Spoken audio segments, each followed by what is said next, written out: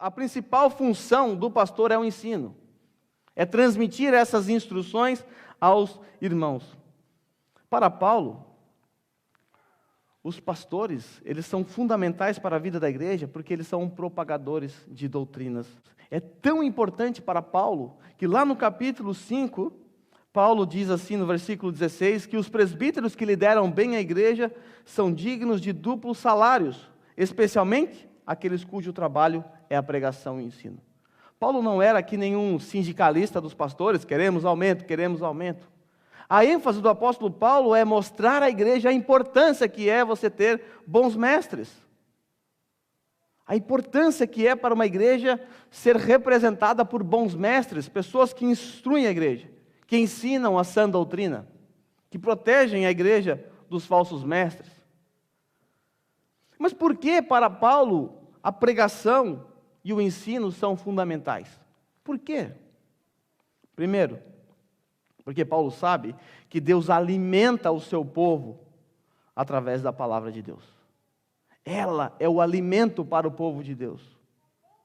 E os mestres verdadeiros são aqueles que alimentam o seu povo através dessa palavra.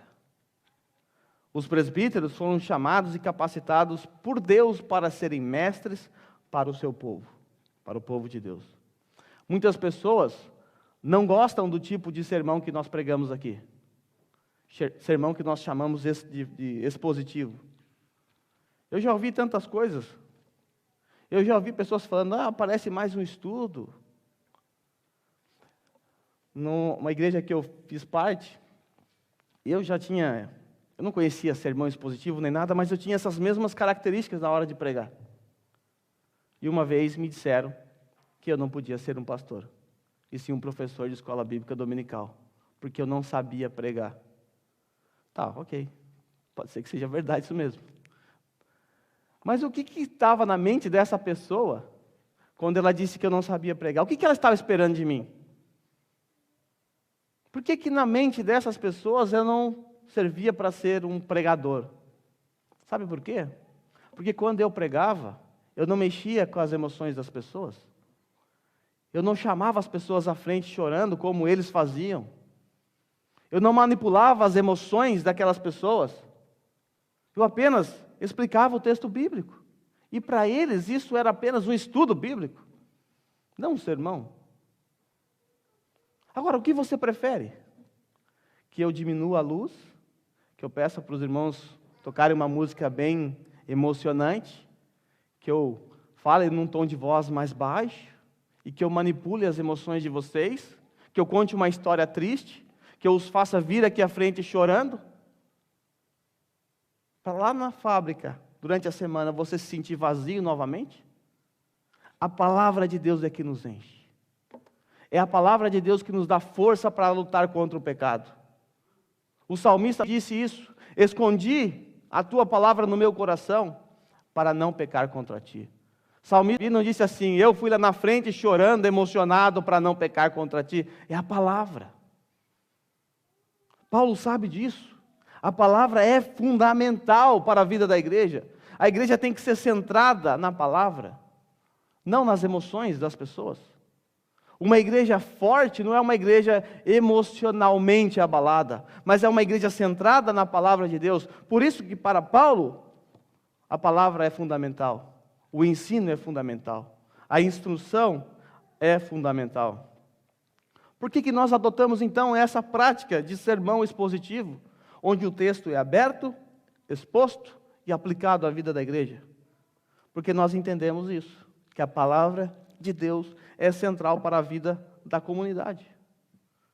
Para nós, pouco importa o que pensa o pregador. O que nós queremos, na verdade, é o que a palavra de Deus diz. Queremos saber o que ela tem a nos dizer. Nós não queremos historinhas bonitas. Nós queremos a exposição da palavra de Deus, porque é ela que norteia a vida de uma comunidade. É ela que fortalece uma comunidade. Por isso, a função de um bom mestre consiste em abrir o texto, explicar o texto e aplicar o texto à sua comunidade. Em muitas igrejas, é servido comida podre, lavagem, lixo dos púlpitos. Muitos pregadores pregam em 3 pontos. Abrem o texto, primeiro ponto. Segundo ponto, fecham o texto. Terceiro ponto, nunca mais voltam para o texto. E daqui para frente, fica a critério da criatividade do pregador. Comida podre, lixo, blá, blá, blá.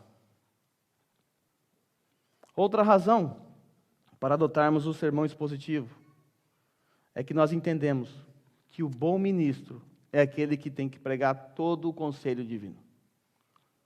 O pregador não deve ser aquele que pinça do texto somente aquilo que ele quer. O pregador é aquele que prega todo o conselho divino. Estou pregando nesta carta de Timóteo. Algumas vezes vou me deparar com textos que eu não gostaria de pregar, mas eu não tenho escolha. Eu não tenho escolha. Eu tenho que pregar todo o conselho divino. E o sermão expositivo proporciona exatamente isso. Nós não somos contra o sermão temático. Há espaço para isso. Charles Spurgeon é o príncipe dos pregadores, ele só pregava tematicamente. Não somos contra o sermão temático e é importante e há espaço para isso. Porém, ele precisa ser produzido por alguém que domine bem, que maneje bem a palavra. Porque senão, meu filho, sermão temático são uma tragédia para a vida da igreja, quando não bem preparado. Em muitos casos, o sermão temático é apenas usado para dar indireta nos irmãos. Vamos pensar numa situação hipotética. Acontece um caso de adultério na igreja, ou de outra imoralidade sexual. O pastor, ao invés de seguir o padrão de Mateus 18, ir lá confrontar particularmente, pessoalmente, o pecado do irmão, o que ele faz? Ele sobe no púlpito e ele prepara um sermão para dar indireta nessa pessoa. O alvo do sermão do pastor é apenas aquela pessoa que está com esse problema. É muito comum você ver isso. Quando nós expomos a Bíblia de forma expositiva, quando a Bíblia confrontar você, quando o sermão falar com você, não é indireta, nós estamos numa sequência. Você que veio no dia certo, na hora certa, para ouvir isso. E ponto. Nós pregamos expositivamente porque nós entendemos o valor que a palavra de Deus tem. A palavra, é o alimento do povo da aliança. Terceiro, por que para Paulo é importante a exposição do texto bíblico? Por causa da sã doutrina. Paulo sabe que a sã doutrina é a arma contra os falsos mestres. Paulo está lutando contra os falsos mestres. E qual é o antídoto? A sã doutrina. As sagradas letras. Como disse no sermão passado, falsos mestres, eles fazem de tudo para que você não conheça a palavra de Deus. Ele vai fazer de tudo para te afastar da palavra de Deus. Fala para o falso mestre que você quer começar um estudo bíblico na sua casa, com um grupo. Ele vai espernear. Fala para um falso mestre que você está estudando a teologia. Ele vai à loucura. O falso mestre é aquele que é capaz de abrir o texto em 1 Coríntios 3, 6, aquele famoso texto que diz, a letra mata e o espírito vivifica. Ele é capaz de abrir esse texto e usar contra você, estimulando assim você a não estudar a palavra de Deus. Porque para o falso mestre, um deturpador da palavra de Deus, ele vai dizer que a letra é o estudo bíblico. A teologia é a letra. E ele vai te dizer, não estude, viva pelo Espírito. Viva pelo Espírito. É assim que age um falso mestre. Porque ele sabe que a sã doutrina é uma ameaça para o seu, entre aspas, ministério. Ele sabe disso. Então ele vai fazer de tudo para te manter distante de um estudo bíblico. Sei que vocês têm aqui experiências com isso. Muitos aqui saíram de igrejas em que eram pastoreados por falsos mestres. E certamente você já ouviu isso, eu tenho certeza absoluta, e isso não é por conta da minha bola de cristal. É porque eu também já vivi isso. Na congregação cristã do Brasil, por exemplo, o pregador ele não pode se preparar antes para pregar. Ele não pode, ele tem que receber na hora do Espírito Santo. Às vezes é chamado até de surpresa. Tem que estar preparado. Não pode estar preparado. O Espírito Santo vai te capacitar na hora. Aí você vai falar ali na hora pelo Espírito Santo. O estranho disso é que quando ele sobe assim, ele só fala abobrinha. Foi o Espírito Santo. É o Espírito Santo contrariando a própria Bíblia. O pastor, o pregador, ele não é um repentista. Ele não tem que improvisar na hora. Ele tem que se preparar. Paulo diz que ele deve manejar bem a palavra. Ele tem que saber, ele tem que conhecer, ele tem que manejar bem a palavra. O pregador, o pastor, ele deve gastar boa parte do seu tempo durante a semana em oração e debruçado sobre a palavra de Deus. Quando nós olhamos lá para Atos capítulo 6, quando surge a figura dos diáconos, os diáconos surgiram exatamente para que os pastores pudessem se dedicar a duas coisas: oração e a palavra, o ministério da palavra. Os diáconos então surgem para aliviar os pastores, para que eles não sucumbam em fadiga e assim prejudiquem a comunidade. Porque se o pastor tiver que cuidar de tudo, da parte administrativa, da parte financeira, ele não vai ter tempo para estudar e para orar. Uma boa igreja é aquela em que os membros entendem a centralidade da palavra e valorizam os estudos proporcionados por seus mestres. Um sermão, ele demora de 15 a 20 horas para ser preparado durante a semana, para ser entregue em 1 hora no domingo. Isso significa que para vocês só é requerido apenas 1 hora para você prestar atenção, para você ouvir, para você anotar. 1 hora.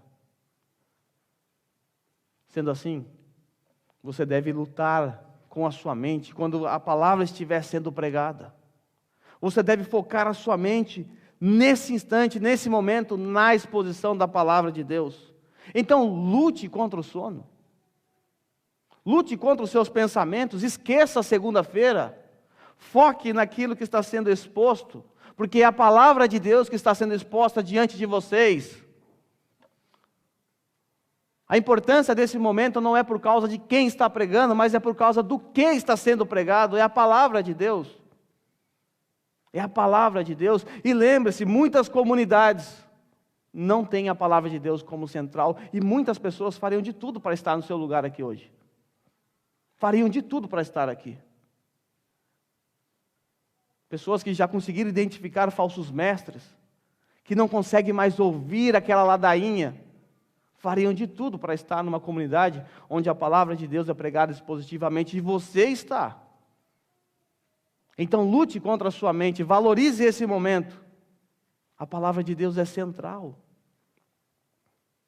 Não converse nesse momento, não acesse o seu celular, abra os seus ouvidos e ouça a palavra de Deus, porque uma comunidade boa, uma igreja saudável é aquela em que os membros entendem a importância e a centralidade da palavra de Deus, e assim valorizam a exposição do texto bíblico, não pelo pregador, mas pela palavra.